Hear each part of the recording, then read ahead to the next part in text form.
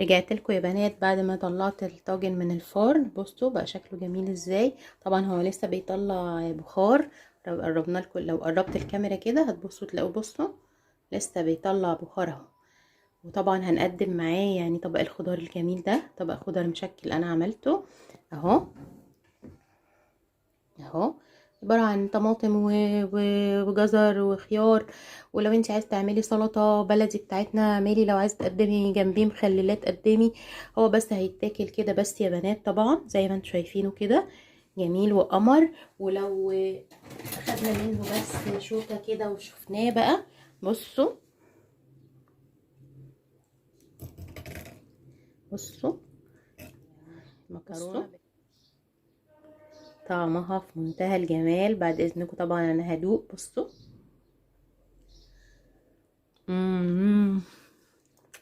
طعمه روعة روعة روعة روعة في منتهى الجمال. لو عجبكم الفيديو لايك وشير وسبسكرايب.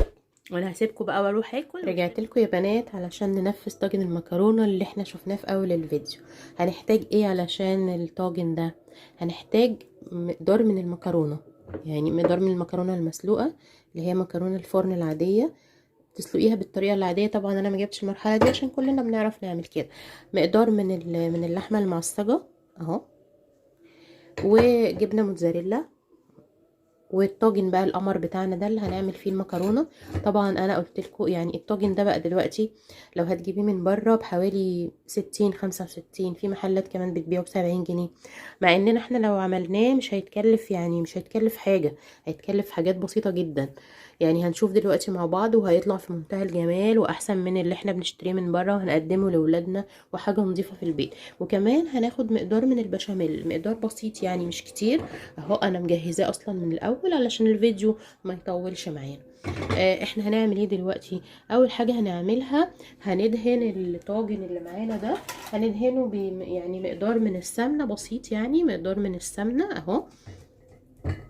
هندهن اسفل الطاجن، وهندهن الجناب كده عشان طبعا المكرونه ما تلزقش معانا في الطاجن. طعمه يا بنات في منتهى الجمال، هتجربوه طبعا وهتحبوه جدا، وهتحبوا طعمه جدا. هو مش زي المكرونه اللي بالبشاميل، لا هو مش زي المكرونه اللي بالبشاميل. هنحط معلقه بشاميل في الطاجن كده زي ما انتم شايفين بالشكل ده. تمام اهو. وهنركنه جنبنا هنا. هنجيب المكرونه اهي، هنحط عليها برضو معلقه بشاميل. يعني احنا لو حسبنا هنلاقي الطاجن كل ده، يعني الطاجن ده هياخد حوالي 3 معالق بشاميل. هنقلب المكرونه كده في البشاميل اهي عشان يبقى طعمها حلو اهو. لها نص معلقه كمان اهي. بصوا يا بنات كده بالشكل ده اهو. وهناخد نص المقدار هنحطه في الطاجن زي ما انتم شايفين كده اهو. بكل بساطه، يعني لو بصينا هنلاقيه يعني مش هياخد حوالي معانا 3 دقايق بالظبط. يعني هنطبقه في 3 دقايق. نعمل حساب ان احنا هنحط الطبقة التانية وهنحط البشاميل والجبنة، يعني منحاولش نكتر فيه. هو بيطلع اكتر من طبق، يعني الطاجن ده بعد ما بيخلص بيطلع اكتر من طبق المكرونة اللي احنا بناكله، مشبع جدا على فكرة. انتي ممكن كمان، يعني احنا كده خلصنا اهو. خلصنا. حط اللحمة المفرومة نصه يا بنات كده اهي.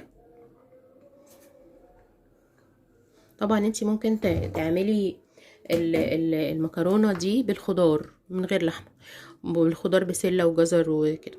ممكن تعمليه بالجبنة بس، جبنة موتزاريلا او ميكس جبنة تحطيها في المكرونة. ممكن تعمليه كمان بالفراخ، تعملي الفراخ زي طريقة الشاورما وتعملي بيها الطاجن. يعني ليه كذا طريقة ان هو يتعمل بيها. هحط باقي المكرونة، ممكن ما ياخدهاش كلها، انا على حسب ما هو الوش بيضغط. تمام اهو.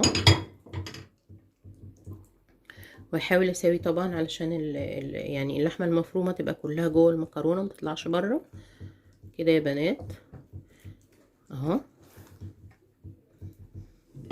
هحاول احط شوية كمان في الحاجات اللي هي مش باينة اهي. تمام اهو كده.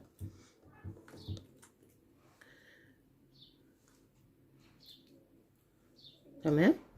بعدين هحط عليه طبقة بشاميل، ادي معلقة ونص، يبقى كل الطاجن خد معانا حوالي 3 معالق ونص بشاميل، يعني مش كتير يعني اهو. بصوا كده، اللي عايز يكتر براحته، عايزه تعملي في صينيه برضو مفيش مشكله. الطواجن دي على فكره مش غاليه خالص، يعني تقريبا الطاجن ب10 جنيه او اقل من 10 جنيه كمان.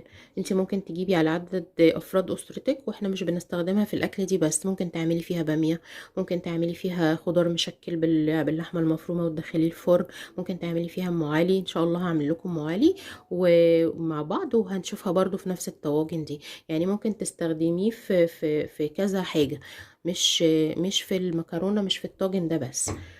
بعد كده هحط يعني مش هيكمل مثلا ربع معلقة سمنة، ربع معلقة سمنة على الوش اهي، مش هيكمل ربع معلقة سمنة، بس عشان هي تدي حمار للبشاميل بتاعنا اهو. هوزعها كده على الوش اهي،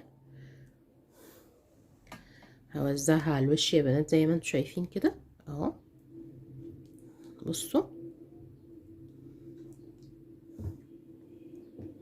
وهحط بقى الجبنة، مقدار من الجبنة الموتزاريلا.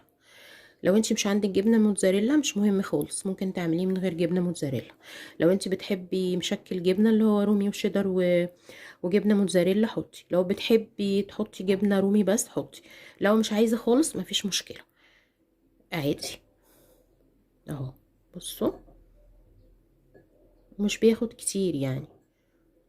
انا عايزه اقول لكم ان كيس مكرونه مثلا اللي هو الكيلو ممكن يعمل لك 6 طواجن من الطواجن دي، وربع كيلو لحمه مفرومه تعصجيه، وكيلو مكرونه، كيس مكرونه كيلو، ومقدار من البشاميل معلقه ونص دقيق من البشاميل، وكوبايه لبن، وكوبايه ميه سخنه او شوربه، هيعمل لك 6 طواجن من الحاجات دي. لو حسبتي التكلفه بتاعت الطاجن اللي انت هتعمليه في البيت مش هتلاقيها ممكن تكمل يعني 20 جنيه، 18 جنيه. لو اشتريتيه من بره بقولك ب60 او ب65 وب70 كمان.